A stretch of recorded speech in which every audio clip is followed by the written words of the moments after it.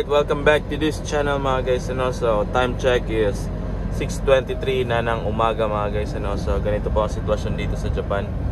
And madaling araw po ako bumabiyahe kasi may oras po yung aking deliver. So kailangan makarating ako dun sa aking pagdideliveran na before 7. So mga 6:50 ganoon or 6:55.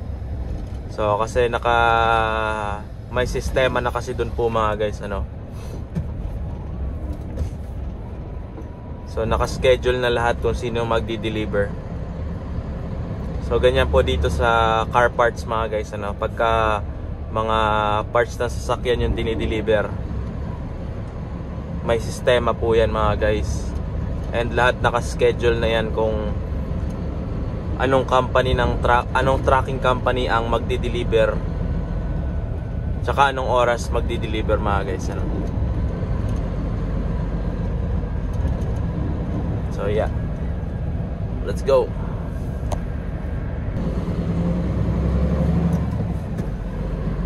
Sarap mag-McDo, McDonald's dito sa Japan mga guys,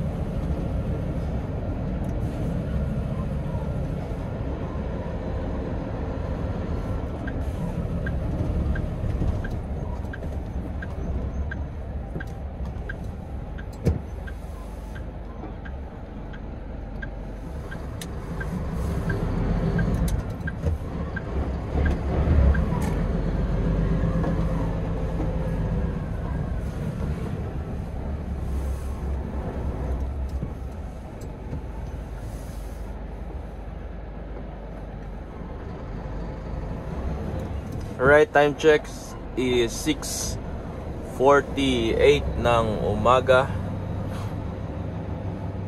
And nandito na ako sa aking pagdideliveran.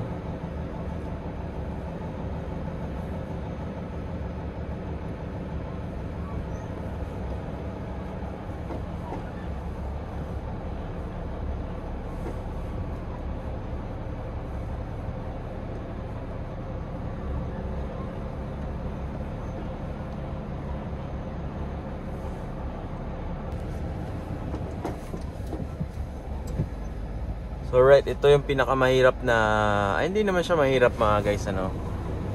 Pero sa baba kasi ako magdi-deliver.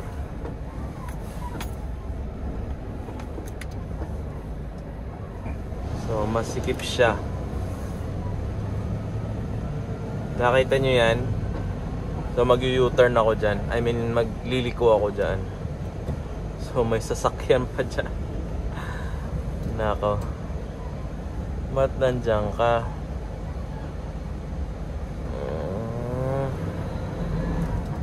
So ang gawin natin ganito. Wala namang sasakyan dyan eh. Ay nako. Back.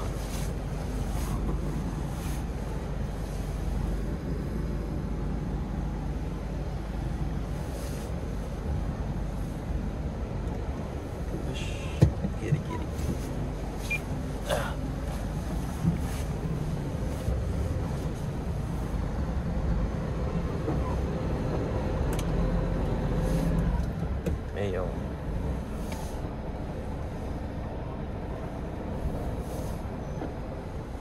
Right, time check is 6:51 ng umaga. And yung time ko is 7. So meron pa akong 9 minutes. So yan.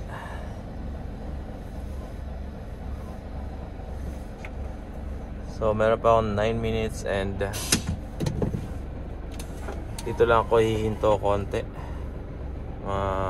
55 aalis na ako dito.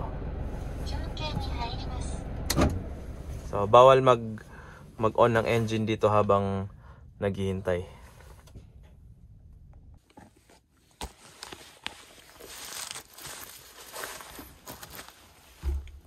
Alright, dito na ako sa ano, time check is 7:01 na ng umaga and maglalagay lang ako ng mga karabako or yung empty boxes. So tara, let's go.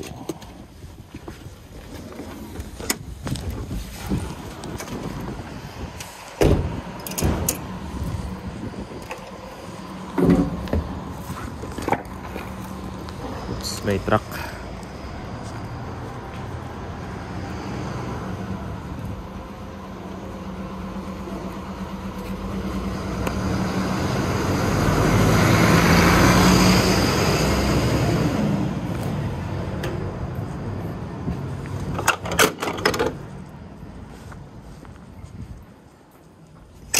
So yan yung ilalagay ko. Mga empty na ano na yan, yung green.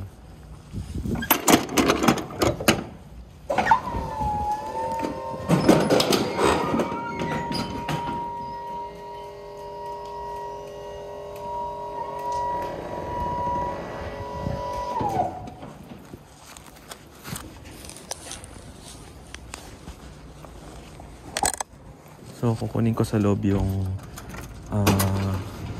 susi.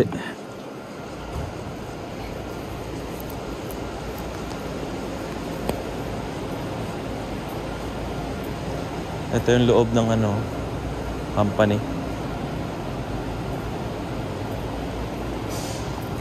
Sulat lang ako.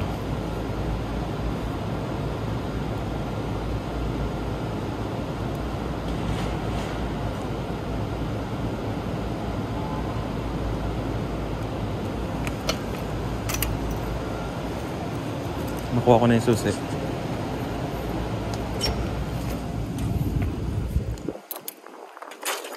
Hangin.